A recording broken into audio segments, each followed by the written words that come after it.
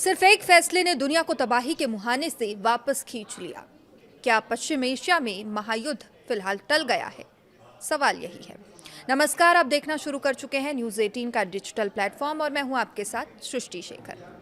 जरा सोचिए, कुछ ही घंटों में मिसाइलें दागी जाने वाली हो और दुनिया के सबसे अहम तेल मार्ग बंद होने की कगार पर हो। खाड़ी के देशों में हाई अलर्ट लगा हो और पूरी दुनिया की निगाहें सिर्फ एक फैसले पर टिकी हो।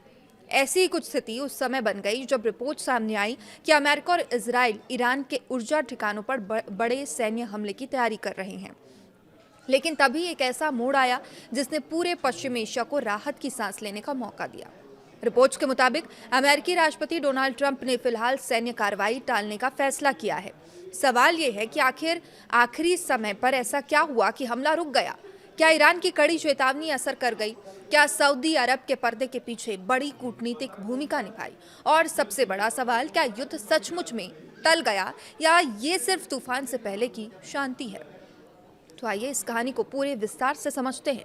रिपोर्ट्स के अनुसार शुक्रवार को ये खबर सामने आई कि अमेरिका और इजराइल ईरान के ऊर्जा ढांचे पर बड़े पैमाने पर हमले की तैयारी में हैं। हालात इतने गंभीर माने जा रहे थे कि अमेरिका ने अपने नागरिकों को पश्चिम एशिया के कभी भी वहां से निकलने के लिए तैयार रहने की सलाह दे दी। इसके जवाब में ईरान ने भी बेहद सख्त चेतावनी जारी की।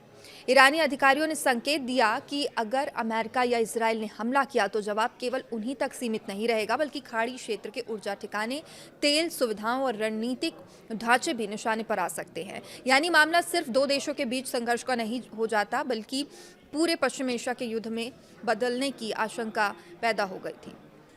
और इसी बीच सबसे ज़्यादा चिंता सऊदी अरब में बढ़ने की बात सामने आई, क्योंकि यदि संघर्ष फैलता तो इसका सबसे बड़ा आर्थिक और सुरक्षा प्रभाव खाड़ी के देशों पर ही इसका असर पड़ता। अब रिपोर्ट्स के मुताबिक सऊदी क्राउन प्रिंस मोहम्मद बिन सलमान ने अमेरिकी राष्ट्रपति ट्रंप से बातचीत की और तनाव कम करने की अपील की। बताया जाता है कि उन्होंने संभावित सैन्य कार्रवाई को लेकर अपनी चिंता भी व्यक्त की और इसके बाद ट्रंप ने अपने social media platform truth social पर कहा कि अमेरिका कार्रवाई के लिए पूरी तरह तैनात था, लेकिन बातचीत और समाधान की संभावना को देखते हुए फिलहाल हमला रोकने पर फैसला किया गया है। उन्होंने ये भी कहा कि यदि तेजी से समझौता होता तो स्ट्रेट हॉर्मुज पूरी तरह खुला रहता और ईरान के परमाणु कार्यक्रम को लेकर समाधान निकलता है अगर, तो सैन्य कार्रवाई की जरूरत नहीं पड़ेगी। हालांकि ये भी स्पष्ट किया गया कि स्थायी फैसला नहीं है, यानी अगर बातचीत असफल होती है या हालात फिर बिगड़ते हैं तो सैन्य विकल्प दोबारा सामने आ सकते हैं। अब सवाल उठता है कि आखिर स्ट्रेट ऑफ हॉर्मुज इतना इंपॉर्टेंट क्यों है, महत्वपूर्ण क्यों है? दुनिया के समुद्री तेल व्यापार का बड़ा हिस्सा इसी सकरे जलमार्ग से होकर गुजरता है। खाड़ी के कई बड़े देश, उत्पादक देशों का निर्यात इसी रास्ते पर निर्भर करता है और यदि यहाँ आवाजाही बाधित होती है तो पूरी दुनिया में तेल की सप्लाई प्रभावित हो सकती है।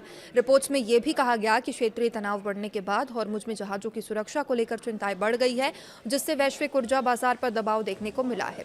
हालांकि सऊदी अरब के पास एक रणनीतिक विकल्प मौजूद है और इसके पास पर्शियन गल्फ और लाल सागर दोनों एक तक पहुंचे हैं। ऐसे में वो अपनी ईस्ट वेस्ट पाइपलाइन के जरिए तेल को यानबू बंदरगाह तक पहुंचाकर लाल सागर के रास्ते निर्यात जारी रख सकता है। लेकिन ये विकल्प भी पूरी तरह जोखिम से मुक्त नहीं माना जा रहा, क्योंकि लाल सागर और बाब अल मंदेब क्षेत्र में ईरान समर्थित हूती विद्रोहियों को गतिविधियां पहले से अंतर्राष्ट्रीय चिंता का विषय रही है।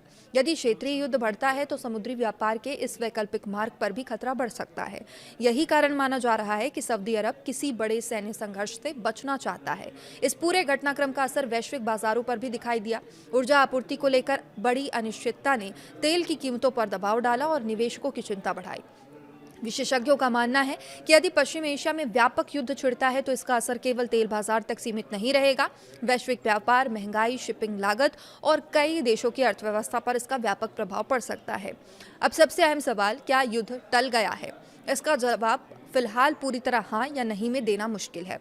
एक तरफ सैन्य कार्रवाई फिलहाल टालने की बात कही गई है, दूसरी तरफ अमेरिका ने संकेत दिया है कि यह फैसला परिस्थितियों पर निर्भर करेगा।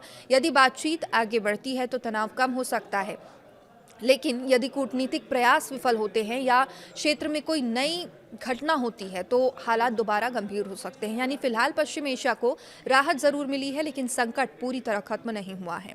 आने वाले दिनों में अमेरिका, ईरान, इजराइल और खाड़ी देशों की कूटनीतिक गतिविधियां तय करेंगी कि यह तनाव बातचीत से खत्म होगा या फिर दुनिया एक नए बड़े संघर्ष की ओर बढ़ेगी।